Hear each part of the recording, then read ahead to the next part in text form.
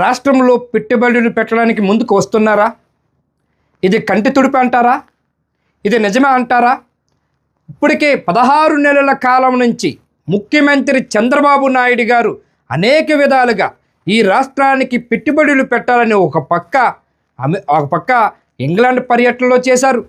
మరో పక్క ఈ రాష్ట్రంలో ఉన్నటువంటి మొన్న జరిగినటువంటి ఒక విద్యుత్ సంబంధించినటువంటి కంపెనీతో మాట్లాడడం కూడా జరిగింది. అనేకమైనటువంటి కంపెనీలు కూడా రాబోతున్నాయని కూడా చెబుతున్నారు. ఈ మధ్య కాలంలోని విశాఖ జిల్లాలోని గూగుల్ డేటా సెంటర్ ఆమోదం కూడా పొందింది.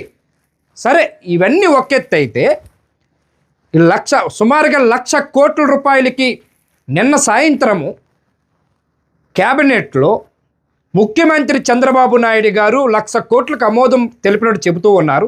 అవేంటో వివరాలు చూద్దాం. కొన్ని లక్షల మందికి ఉద్యోగాలు అంటున్నారు.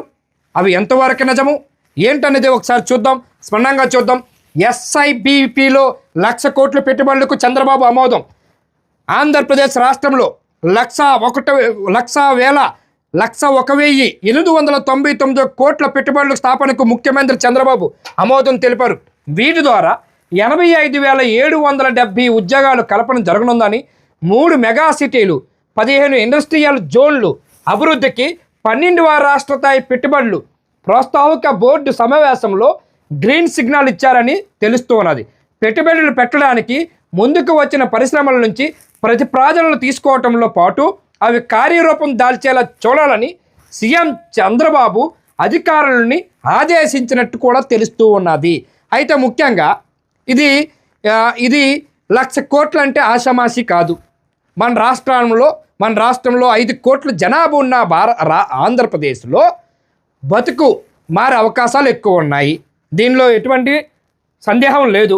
అయితే మొత్తంగా 8,08,899 కోట్లు పెట్టుబడులు అంట. అది చూడాలి. సచివాలయంలో జరిగిన ముఖ్యమంత్రి చంద్రబాబు అధ్యక్షతన 12వ రాష్ట్ర స్థాయి పెట్టుబడులు ప్రోత్సాహక బోర్డు సమావేశంలో 26 పరిశ్రమలకు సంబంధించిన ప్రతిపాదనలకు ఆమోదం లభించింది. 26 పరిశ్రమలంట మన రాష్ట్రంలో వస్తున్నాయంట. దానికి 1,00,000 కోట్లు ఇస్తున్నారంట. అదేంటో చూద్దాం. మరి పరిశ్రమల కోసం అవసరమైన భూములు, విద్యుత్తు లభ్యత కూడా ఉండేలా చూడాలని సీఎం సూచించారు. కూటమి ప్రభుత్వం అధికారంలోకి వచ్చాక ఇందాకే మీకు చెప్పిన 16 నెలల్లో ఆయన జరిగినటువంటి సమావేశాలు అంటే 12 SIBP సమావేశాల ద్వారా మొత్తంగా 8 లక్షల మీకు చెప్పిన 8,08,899 కోట్ల పెట్టుబడులకు 7,05,870 ఉద్యోగాలు వస్తున్నాయంట రాష్ట్రంలో. 2014-2019లో ఎన్ని ఉద్యోగాలు వచ్చినాయి? 2019 నుంచి 2024లో జగన్మోహన్ రెడ్డి ఆనాడు ఎన్ని ఉద్యోగాలు ఇచ్చిండు? ఆనాడు కూడా ఇదే విశాఖ జిల్లాలోని అదే ఋషికొండని పూర్తిగా మూసేసి గ్రీనరీ చేసేసి దాని మీద హెలికాప్టర్లో దిగినట్టు చేసి అప్పుడు వచ్చినటువంటి కంపెనీలు ఏంటి? అప్పుడేమి ఉద్యోగాలు ఇచ్చారు? ఈ రాష్ట్రంలో ఏం ఓడబీకారు? ఇవన్నీ చూడాలి. అధికారులు అలాగే పెట్టుబడులు పెట్టేలా, రాష్ట్రంలో వివిధ రంగాల్లో పెట్టుబడులు వచ్చేలా చూడటం అధికారుల బాధ్యత అని సీఎం స్పష్టం చేశారు. సరే, ఇవన్నీ పెట్టుబడులు పెట్టాలన్నా, పెట్టుబడులు రావాలన్నా, ఇక్కడికి వచ్చి ఎవరైనా పెట్టుబడులు పెట్టాలనుకుంటే ఈ రాష్ట్రంలో అనుకూలమైనటువంటి 13 జిల్లాల్లో, అప్పుడున్నటువంటి 13 జిల్లాలలో అంటే అక్కడి నుంచి మొదలెడదాం.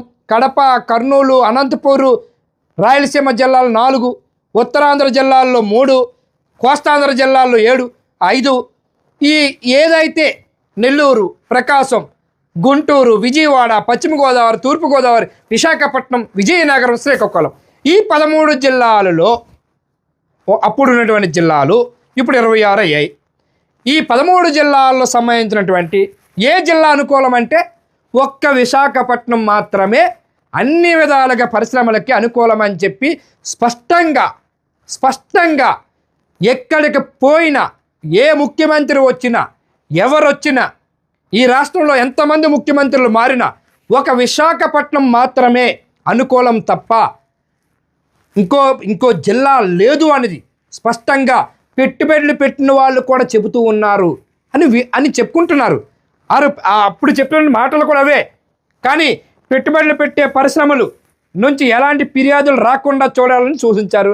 నిజమే, రాష్ట్రంలో అవినీతి కానీ, రాష్ట్రంలో పైరువీళ్ళు కానీ, గల్లీ లీడర్ దగ్గర నుంచి ఎమ్మెల్యే ఎంపీలు ముఖ్యమంత్రి వరకు, అంటే ముఖ్యమంత్రి మినహాయిస్తే ఈ మంత్రుల దగ్గర నుంచి ఎమ్మెల్యేలు ఎంపీలు అట్లాగే గల్లీ లీడర్స్ వరకు పైరువీలు లేకుండా, ప్రతిదానికి లంచం అనే మాట రాకుండా, ప్రతిదానికి మాకు కావలసినటువంటి మాకు 2% 3% అనే విధాలు రాకుండా ఉండాలి అనుకుంటే డెఫినెట్గా రాష్ట్రంలో పెట్టుబడులు పెట్టడానికి కొన్ని వేల మంది ఈ వరల్డ్ వ్యాప్తంగా రావడానికి సిద్ధంగా ఉన్నారని కూడా కొన్ని గణాంకాలు కూడా చెబుతున్నాయి.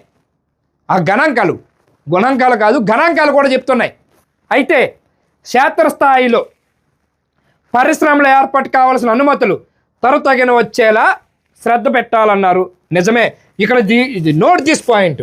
రియల్గా చంద్రబాబు గారు చెప్పింది వాస్తవంగా, నిజంగా ఇది వాస్తవంగా చెప్పాలనుకుంటే ఇప్పటికి కూడా చెప్తున్నా. చూడండి, ఇక్కడ ఇచ్చండి, పెట్టుబడులు పెట్టే పరిశ్రమలు నుంచి ఎలాంటి ఫిర్యాదులు రాకుండా చూడాలి. అలాగే క్షేత్రస్థాయిలో ఆయా పరిశ్రమల ఏర్పాటుకు కావాల్సిన అనుమతులను త్వరతగిన వచ్చేలా శ్రద్ధ పెట్టాలి. ఇది నిజంగా ఇది బిగ్ పాయింట్, రియల్గా బిగ్ పాయింట్. ఎప్పుడు కని విని ఎరగని రీతిలో మంచి పాయింట్ ఇది. ఈ పాయింట్ చాలా గొప్పది. పెట్టుబడులు పెట్టే పరిశ్రమలు నుంచి ఎలాంటి ఫిర్యాదులు రాకుండా ఎప్పుడు ఫిర్యాదులు వస్తాయి? ఒక అధికారులు, ఐఏఎస్ అధికారుల దగ్గర నుంచి లోకల్లో గల్లీ లీడర్ల వరకు, అంటే ఇక్కడ పొలం ఉన్నది, ఇక్కడ ఏపీఐస్లో అవనియండి, ఇంకో దగ్గర వగేరా అవనియండి, భూముల కేటాయింపులు అవనియండి, భూములు పరిశ్రమలకు కావలసినటువంటి భూముల్ని సేకరించే విధానంలో కానివ్వండి, అక్కడి నుంచి మొదలుకొని అన్ని విధాలుగా ఇది ఏదైతే ఉన్నాయో క్షేత్రస్థాయిలో అనుమతులు ఇచ్చే వరకు కూడా బాధ్యత అధికారులదని సీఎం చంద్రబాబు నాయుడు గారు స్పష్టంగా చెప్పారు.